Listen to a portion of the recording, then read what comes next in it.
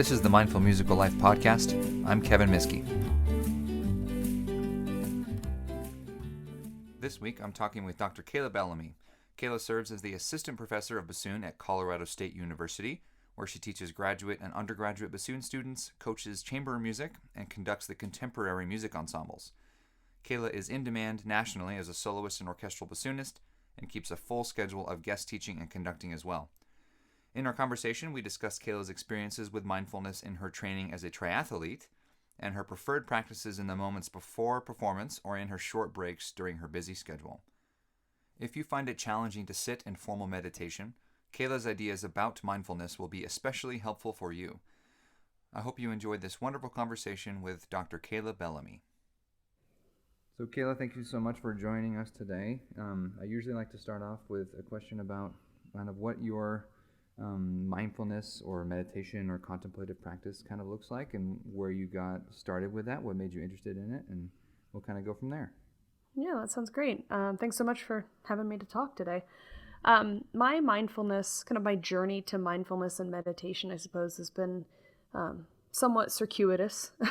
It actually was initially recommended to me from a counseling standpoint, from a therapist.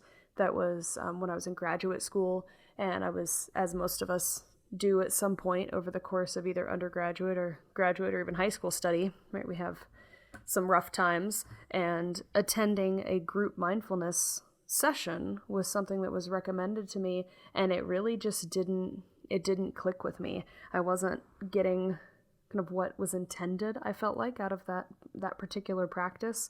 I later came to put together that I'm quite an empathic human, and I had not yet really figured out how to approach a vulnerable state, as sometimes happens with meditation and mindfulness, without the ability to protect myself from whatever everyone else was bringing into the room.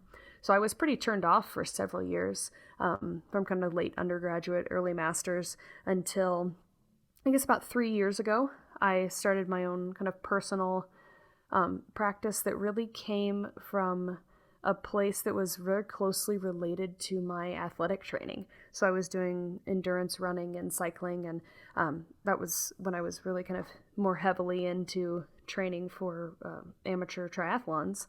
And I found that I was reaching that flow state through athletic activities, and it was really benefiting me in terms of just my mental outlook on prioritizing things like or what I had gone into the session with the intent of doing, right? If it was a running session, I was able to really focus on the success of that particular initiative rather than kind of spiraling into issues that we run into with self-worth and my mind wandering and not able to focus and achieve the things that I wanted to. And so I actually used that as sort of the back door into my mindfulness practice, which today is split into many pieces. I have some sort of typical body scans that I'll do before my musical practice sessions and before performances and things like that are much more target focused.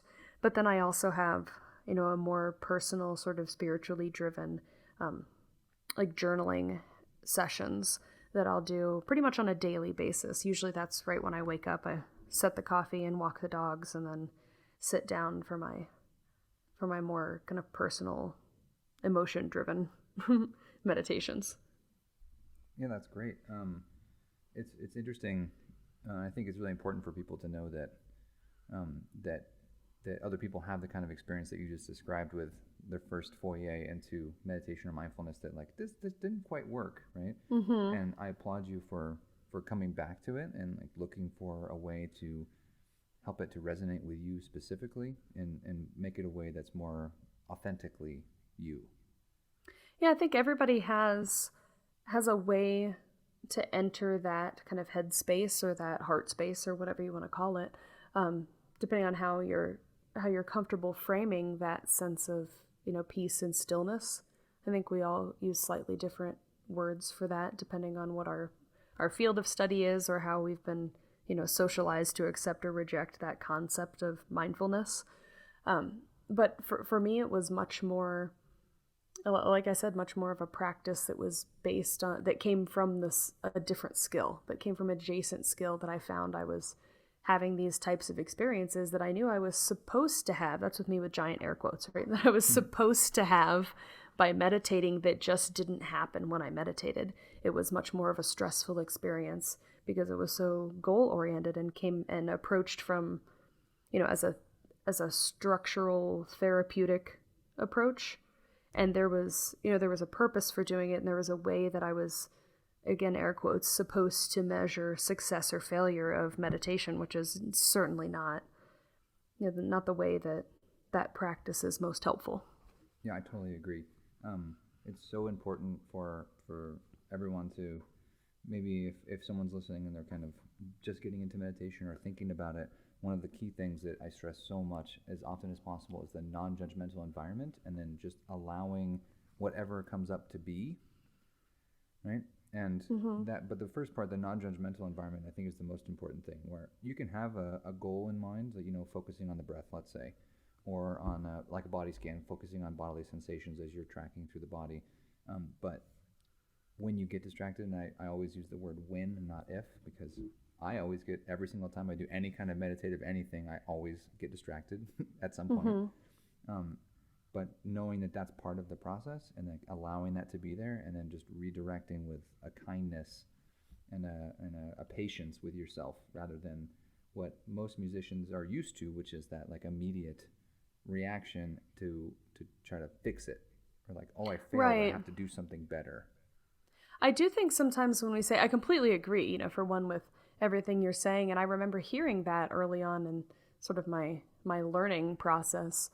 And that's not to say that learning process is over, certainly, but when I was really trying to do it, when I was trying so hard to meditate, which I'm laughing at that now because the idea of really trying to meditate is pretty counterproductive. Even the idea of sitting still and approaching the thoughts that came and went with kindness was, for me, still layered with this idea of you can be kind, but you're still failing. There was like that layer of if I'm really good at this, then it's still not going to happen. If I'm approaching it with kindness, it's just being nice to myself until I'm able to do it right, which I don't think is actually an uncommon sort of resistance, especially with musicians, where we are told in lessons, say if you have a kind teacher, if we're fortunate enough to have a very kind teacher, then they're forgiving of the learning process, but there's still this sort of underscoring of, but once you're good at it, it won't happen. And I think for me with the meditation process, learning to, or accepting that I could reframe the idea of thoughts that come and go when I'm trying to be still, or if I go into a practice intending to be still and I'm just not able to get there, and there are thoughts that come in, not that I need to be kind with them because we all fail, but that I need to be kind with them because there's something in my mind or my heart or the universe, or however you want to think of it, there's something that I need more than stillness. That if that thought won't leave me alone, then it's telling me something. Does that make sense? Yeah, absolutely. I think listening, being able to listen to yourself. There's all sorts of layers of philosophy that we could, dive through, I'm sure, but like that concept of being in tune with yourself, being in tune with your body and your thoughts and your needs, and I think the ability to do that comes from that ability to have at least in some way or another, some kind of like mindful state, even if it's, just like for a moment, for a second, for a breath, or whatever it might be. Yeah, and I much more often than not file mindfulness, if we're thinking, hopefully not in terms of success and failure, but if that's the framework we're presented, then the successful session is the one in which you're aware of what's happening and you're able to notice it. Yeah. And that's it. Not necessarily even placing the judgment on whether or not you're able to be non-judgmental, right? Right. But recognizing that those judgments don't come from you and don't come from kind of whatever stillness you're tapping into. They come from what people have told us about how we're supposed to be in the world. Yeah. And that an actual mindfulness practice is really only that. It's the ability to be self-aware. And if you're noticing things when you're aware, then all of those things are valuable. It's sort of like what we do with emotion, right? We may say that we're willing to accept all emotions as acceptable. They're all normal, but on some level we secretly want to be more happy than sad. We we have this like unspoken hierarchy. And I think sometimes there's a little bit of a trap, especially early on in meditation or mindfulness journeys, regardless of age of whoever's kind of getting into it, that stillness is better than active. And I'm much more of the mindset or the philosophy that as long as you're aware, then, an active meditation or observing your own thoughts and recognizing that they're there and not trying to make them go away is just as valuable as being able to let them go. I absolutely agree. I'd love to kind of tie that into a comment that you made earlier on about how you found that state of flow and that state of awareness through like your some of like the workouts you were doing in preparation for triathlons. So can you describe kind of what that sensation was like, or what that felt like, or what you were experiencing in your inner mind, or however you wanted to talk about it? Yeah, I think for me it was very closely tied to the rhythmic element. Both, running and cycling, and then swimming was sort of the third sport that I added on the way to triathlon. I had to teach myself how to swim on YouTube. So that was certainly not a calming, mindful experience for quite a while. But once you get proficient enough at those, then they become very predictable cyclical motions. And having that bilateral, left leg, right leg, or left arm, right arm, and hopefully it's as symmetrical as your body will allow, that it becomes a balanced physical experience, and it's repetitive enough that is soothing. But if you're doing something like actively training, I found if I was running intervals or, cycling a particular either set of intervals also, or doing a workout rather than just sort of going out for a run or out for a swim, then for me, it really hit the center of that target of something that was repetitive enough and soothing that I could sense, the literal flow of motion in my body, but also active enough that there was something that I was focused on every time. When I was really actively learning swim form, I was very closely paying attention to just the last two fingers on my hand. Just ring finger and pinky, and when exactly does that hit the water? And it became a very embodied mindfulness that translated first really well actually to my practicing. So I primarily, as play bassoon, and I found that translated really well to like long tones. That if I was doing repetitive articulation or scale patterns, even practicing double tonguing, things that were cyclical patterns, that I could target my focus to a particular body part, and it became a way of both existing in the stillness and also being hyper aware of one very small detail that accessed that same kind of flow. And then I was able to sort of approach this backwards, I think, from how a lot of people we recommend, sit very still in a chair and then focus on your breathing and, think about the air coming in through your throat and down your lungs. But for me, it was entirely backwards, going from a complicated activity like swimming or running to something that was a little more simple, like playing long tones on my instrument, playing bassoon long tones in the comfortable register, to now I think I can do this if I don't have so much to focus on. Yeah, that's so great. It's really interesting what you said about that being able to like be hyper focused on one specific thing. Right? While you're doing long tones, let's say, like transferring your experience in the pool, let's say, to like in the practice room.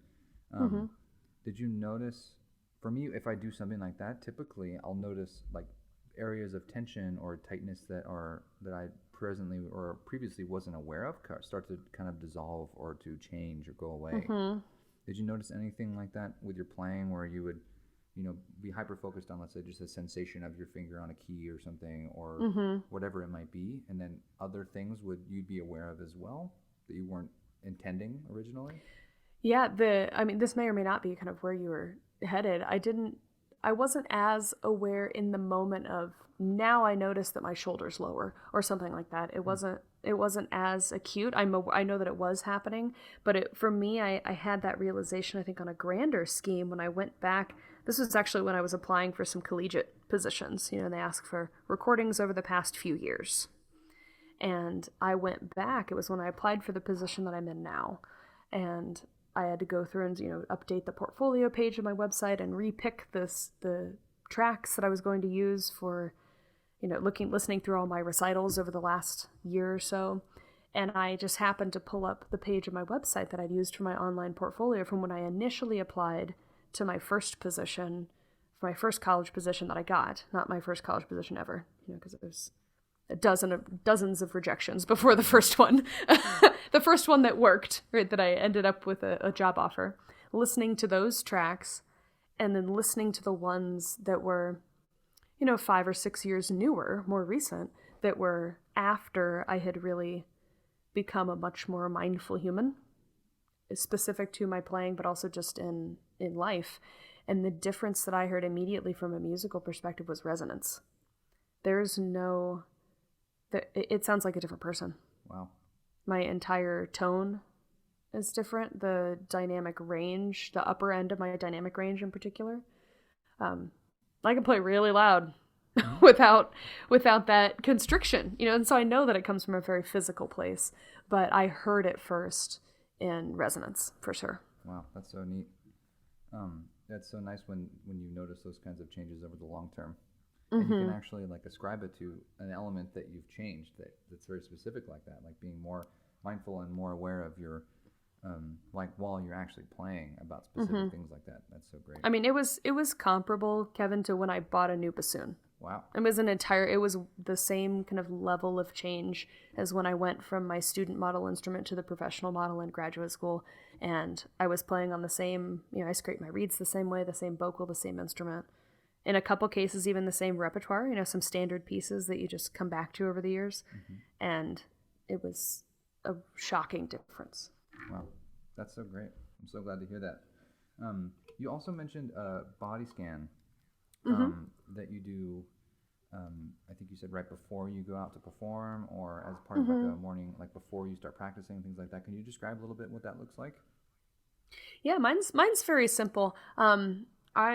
I know some people like to do sort of the scan top to bottom or bottom to top. I do from foot up to kind of forehead.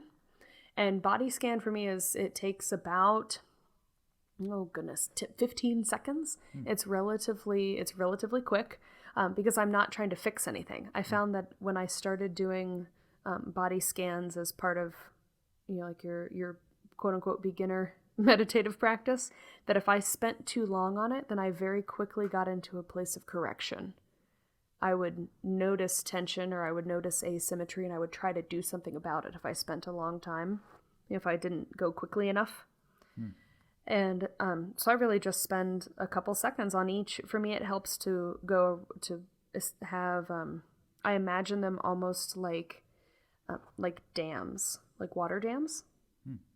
That I have. I'm just focusing on my feet and there's a dam at my ankles and it only takes about a second and I just notice what's happening there and make a mental note. If I'm doing this right now, I have my legs crossed, which I'm avoiding my judgment statement, right, of how I should be sitting. That's just how I happen to be sitting, so I'm close enough to my microphone. But I notice there's a difference in, left to right foot. That's interesting. I'm, normally have my foot balanced on the tripod and I'm a little asymmetrical now. And then the dam opens and my focus flows up to my knees. Because of that extra tension in that left foot, which is the one planted on the ground, I noticed that my left calf is a little more clenched than my right calf. Okay, that's worth noticing. Boom. And then the dam opens up and I can go up to my hips. And I'm relatively balanced in the way that I'm seated on the chair. I notice that there's equal weight from left to right if I'm thinking about kind of the top of my femur sits bones. Great, I'm balanced. Boom, another dam opens and I can go up to kind of center chest. And this is taking longer than 15 seconds as I narrate it, but we all think faster than we speak, right? Yeah, that's great. So what do you find that does for you when you do that before playing? Before playing, it does give me some action items. So I can notice from day to day, after I've done it a couple days or a couple sessions, or even over the course of a day before I do my morning practice session, before I play, in the faculty quintet rehearsal, if I do another quick one while we're sitting on stage, I can notice whether or not I have started holding things in my body. Oftentimes that's work or personal stress. If I have had a particularly stressful morning, I'll notice a little asymmetry. And for me, it's more just awareness, not so that I can make a physical change, but so that I can be, so that I can, if possible, kind of reframe future aspects of my day. I know that I'm a little tighter than I would like to be at this moment, so I'm going to accept that I may be a little quicker to be frustrated in this upcoming rehearsal. So, which may or may not be a little different than I haven't heard many of the people that you've spoken to, but I know a lot of people will use body scans specifically, physical for physical. Mm-hmm. I kind of scan left or right side so I know where I can release my tension. And mine's a little more strictly for information, so it's less prescriptive and more descriptive, I would say, than average. Sorry, I didn't mean to interrupt. It's great. It also seems more just awareness and less, less, like you said, less prescriptive. It's not, you're not trying to achieve anything. You're not trying to accomplish anything. It's just, if my shoulder happens to be tight, it's tight. That's just the way it is. Yeah. Rather than trying to fix it. Rather than if it's tight, it's my job to loosen it right now. Which I found for me, and I don't think it's uncommon with the students that I work with, for example, as we do some of these. I don't know how many, every time I just did a posture class and studio class this last week, we talked about, balancing and the tripod and the pelvic bucket and all of the, kind of getting centered. And as soon as you ask a room full of high achievers or high aspiration humans, which is all of us, if you're listening to a podcast like this, you're one of those people. As soon as you say, okay, great, now let's just close our eyes and we're going to see what's happening in our body. Everybody tries to sit up what they feel like is straighter. We all try to fix it. We assume what the problem is and we try to fix it. And most of the time that actually adds tension rather than releases it. And I bet a bunch of people who are listening also just straightened up. So yes. As soon as I said body scan and notice your side to side, I wonder how many people shifted around in their chairs. Mm-hmm. Right? No judgment if you did. We're not judging you. Yeah. Not judging. It's just worth noting. And if you have the mental capacity and the emotional capacity right now to dig in just a tiny bit as to why it's important to you to be good at that and why you define good the way you do. Yeah, that's such a good question to drop in to ourselves now and then. Reminders as to why we're trying to do certain things the way we are. Mm-hmm. I think any practice like this at any level, whether it's, like what you're describing or someone who's very strict about, I meditate for an hour every day or whatever it might be, the ability to be aware of what you're doing and then to be able to ask yourself why and to look at those answers without judging yourself. I think that's such a valuable skill to develop. Have you noticed when you're, going back, especially having released one CD already and then working on another one, part of that process is listening to recordings of yourself over and over and over and over and over again and picking sections and making decisions about what track to keep and things like that. Have you noticed any of this kind of work kind of creeping into that process as well? Do you mean the actual review of tracks process? It can be kind of a danger spot for, I know, a lot of musicians who can't stand listening to themselves and they have a hard time with that. Yeah, it's really helped. I've found the editing and mixing process for this second CD to be a much more emotionally and mentally healthier process than it was the first time around, which when I was listening through, that CD we recorded it in 2017. It was released in 2018. And I remember very vividly going through the different takes of that and just being so critical. And I was throwing out takes based on error, if that makes sense. Mm-hmm. I was listening, and as soon as I heard something wrong, it was not acceptable. And that's what caused something to be, not put in the can. And when I was listening to this one, I found myself much more sort of from the opposite mindset. I was flagging tracks that I felt like had the most interesting moments, or the most interesting, the most resonant sound. I really gravitate towards sound, which is actually when I talk about actually developing, scraping reeds and developing your own fundamentals. I think we have to be concerned with tone actually toward the end of the process, because you have to have response and intonation and all of these really technical things. Otherwise, you're just playing with a really pretty sound in a way that no one can blend with, right? Right. But I do gravitate to listen to resonance and tone very frequently. And it was really freeing to be able to listen to these tracks of myself and just which ones are the most convincing and the ones that have the best sound. And then I found myself sort of bummed, when I had to throw it out because there was a mistake. Which was, or not had to throw it out because it was a mistake, because it was the least technically proficient of all the tracks that I had in front of me. I was like, oh, I actually really did play this one better. And so I need to go, as I'm selecting tracks, making the priorities a little bit different, was really nice. It felt more in line with how I listen to music and how I consume art, how I think of art as human expression. And that was much more, thinking of myself more in line with how I think of others, which is, far more kind. We're always more kind to other people than we are to ourselves. I think that's a really important point that you just mentioned. I just want to make sure that I understood it correctly. But that, like, let's say that we're listening to a recital, or we're watching a YouTube video of something, right? Noticing what kind of tone we're, listening and interpreting the music with. Like, what are you thinking when you're watching someone play, either live or recorded or whatever it might be? And most people are just enjoying it, right? And like, wow, that sounded awesome. I don't think many people are like waiting for mistakes and like hoping ill will. I hope not.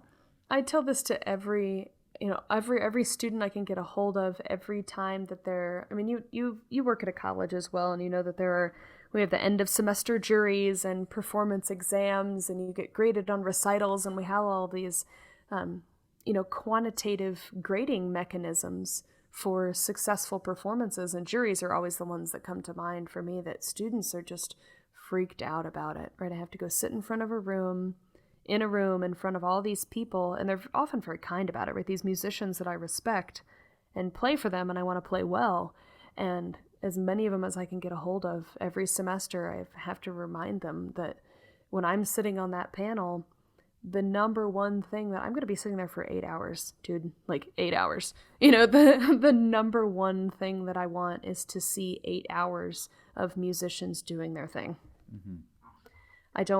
I'm not looking for 8 hours of mistake hunting, or, that's not a productive process. That's not a joyful process. It's not a process that reflects why any of us are in music.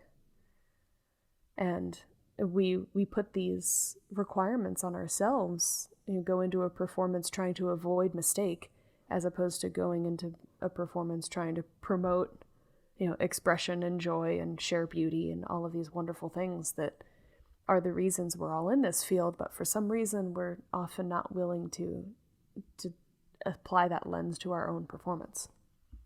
Yeah, I would venture an opinion that that's probably one of the most important lessons that you can constantly remind yourself of as any level of musician. And I'm sure it's any level of anything in any field. I certainly don't, heaven forbid, I go into surgery waiting for my doctor to make a mistake, Right.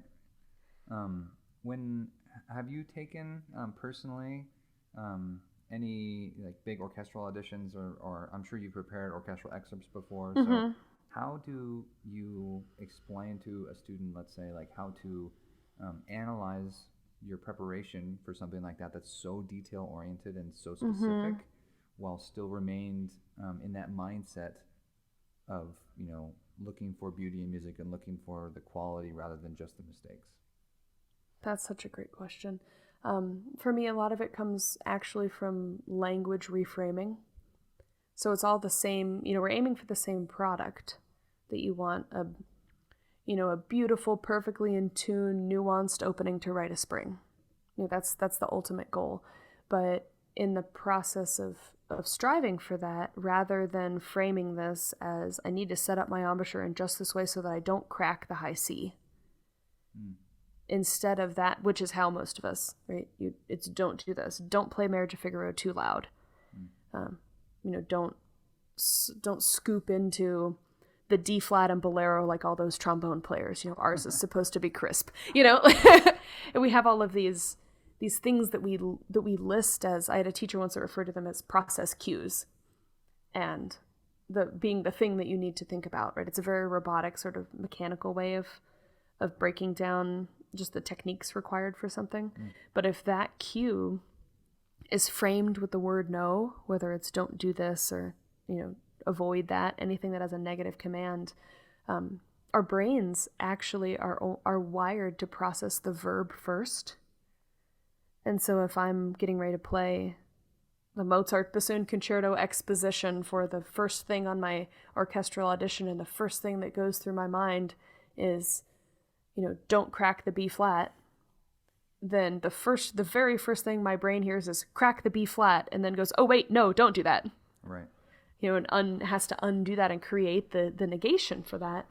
And so a lot of this, like, striving for technical perfection, which is how it's framed for us, right? Like, this has to be perfect, is not, perfection in that sense is not a complete lack of error, but it's a complete presence of every type of beautiful sound that you want to make. So as an example, if I may, would you be suggesting an instruction instead of don't crack the first B flat, right? Sing through the first B flat, or or release the first B flat with beautiful air, or something that's going to help the technique, but also kind of support the musical decision that you want to make without offering anything negative. Right. So instead of, don't crack the first note to write a spring, or as I hear with a lot of students, every time I teach a masterclass, what were you saying to yourself right before you started playing? And 9 times out of 10, it's something along the lines of, like, don't mess it up, which is not only negative, but also not specific. Right? So at that point, you're just mean. Yeah. So you're not only rude, but also not useful.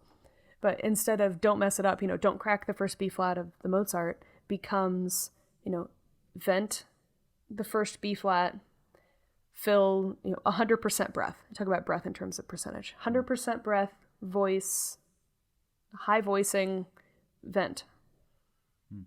And I have a very specific technical setup. And that's, I tend to think and approach my instrument from a very technical standpoint, so that works really well for me. But I've had students before and, friends that things like colors work really well, or characters. So projecting something that's not necessarily, I don't mean positive as in feel good, but positive as in does not contain a negative word, like doesn't contain any form of the word no. What to do, not what not to do. What exactly, and that even framing that, reframing, if we want to zoom out and get a little meta about it, it is creating a positive command, not undoing your negative commands. Oh, that's such valuable advice, and it seems like such a simple thing, but I'm sure there's a lot of people out there thinking, oh, I think I don't do that. I think I do it the wrong way, kind of, and once again. And there is naturally some resistance to it if you feel like, if on some level you think that that's sugarcoating. Right? Because I'm sure there are some people listening that are thinking that way too. That's, well, I need to be hard on myself because that's how I get better. Right. There's plenty of research out there for anyone thinking that looking at comparisons between negative reinforcement and constructive, kind, supportive reinforcement, and like how much of a difference that makes, where you can still be like detail oriented and critical without being harsh or negative or demeaning. Yes, it's still specific, it's still useful, it's still productive. And I feel this is the same way that I approach, kind of to loop back to this, a meditation practice. I'm not sitting down with the intent of avoiding thoughts. I'm sitting down with the intent of pursuing a stillness. Right. Which is fundamentally a very different approach for me, at least, and I think for a lot of people. Yeah. This is so much good stuff, Cayla. I think we can already think about planning another talk at some point very soon. I'd love that. But rather than going too much longer, I want to start to wrap it up a little bit. But are there any specific questions that you would like me to ask that I haven't yet, or any specific topics you'd like to discuss today? Oh gosh, I'd love to speak again sometime because there is so much that we could dig into. I know that I have mentioned to you before that a lot of my kind of fledgling academic research is based on how some of these concepts relate to students and professionals of all levels, recognizing signs of burnout and mitigating for that before we get to a point where we have students changing majors or, really wonderful professionals and musicians and artists who, to quit playing their instruments. So there are some things that I'd love to another time kind of get into some of those big things, but I think it's worth recognizing, at least in a blurb, in the elevator pitch, that that's the big picture of some of these practices from a musical standpoint, and just from a humanistic standpoint, we can avoid, not even avoid. No, see, there I go. I got to catch myself using the negative command. We're not avoiding. I'm always in my learning process too. We can promote a healthier outlook on anything in life by recognizing these tendencies and, being proactive about them. Yeah, I absolutely agree. I will look forward to a deeper dive into the question of burnout, because I think that's a pressing concern for a lot of people, but also especially a lot of musicians. So.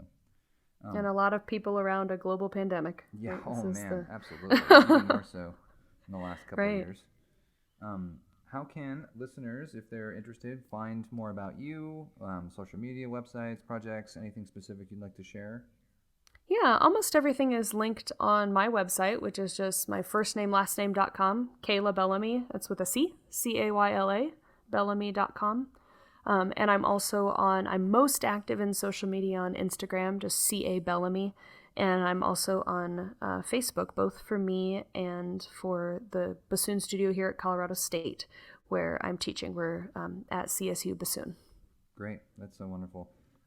Thank you again, Cayla, for all your time today, and really appreciate this wonderful conversation and look forward to our next one. Yeah, thank you so much.